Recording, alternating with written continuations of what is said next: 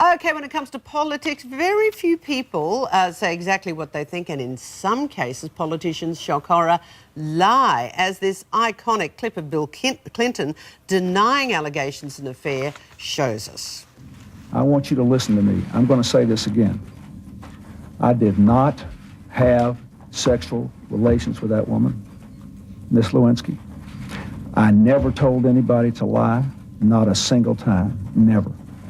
These allegations are false, and I need to go back to work for the American people. Okay, what does that mean? But is it possible to separate fact from fiction, no matter what we hear, what the person says, what are his thoughts, and what other leaders have to face up to in public? For his take, body language expert Allan Pease. Good morning, Allan. Good morning, Kerri-Anne. Look, we've seen that before. Your view again, and just particularly, what does that mean? Well, that's what we call a baton signal. In effect, you like to get a stick and hit these journalists on the head for asking this question. So if somebody really bugs you and you'd like to hit them with a stick but you can't, you produce a finger stick and you start to talk like this. Unfortunately, what studies have shown with this finger pointing is that when people remember you later, they remember you in very nasty terms and they have the lowest retention of what you actually said. Whereas if you talk with your palms up, they have the highest retention of what you said and they remember you in more glowing terms.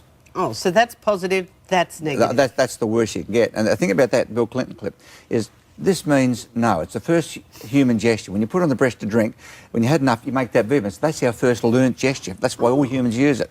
Now, if you feel emotional or no, you shake your head. If you feel yes, you make your head go this way. And he said, I did not have sex with that woman. Now, I did not have sex with that woman looks like I didn't have sex, as opposed to I did not have sex with that woman. Wow. You idiot. Do love that, though. Okay, his successor, George W. Bush. Now, there was a famous shoe-throwing incident. Now, tell me what you glean from his reaction on this one as we roll the vision, because it's that immediate reaction, isn't it, from people? Yeah, that you just can't cover that because it's normal. Now, what are we gleaning from this? Well, it appears to be smiling and laughing. But in fact, what you're seeing is a basic chimpanzee gesture here. Monkeys and chimps have two basic smiles. One was where the corners of the mouth go up and they make a little sound like and humans, we do it too. It's called a play face. Shows that we're friendly, we're not aggressive. That's why when you meet people and they smile at you, you feel okay about them. The other version was where the corner of the lips go down, which is called a fear face. That's when you're showing you're scared.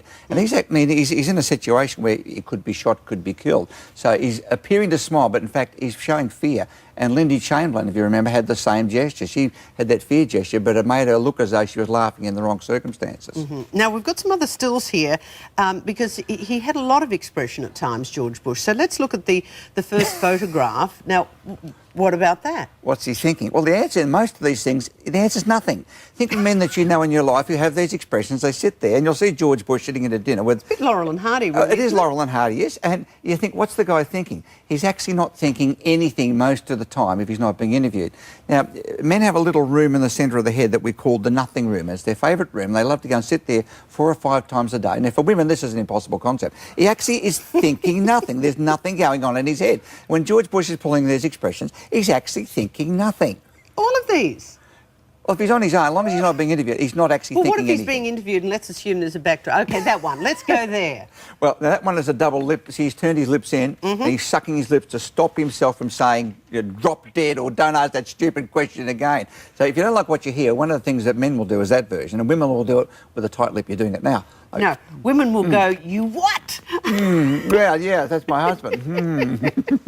Okay, so when you purse your lips in like that, that's a withholding. You are withholding what you're thinking and feeling. Don't say it. Don't say it.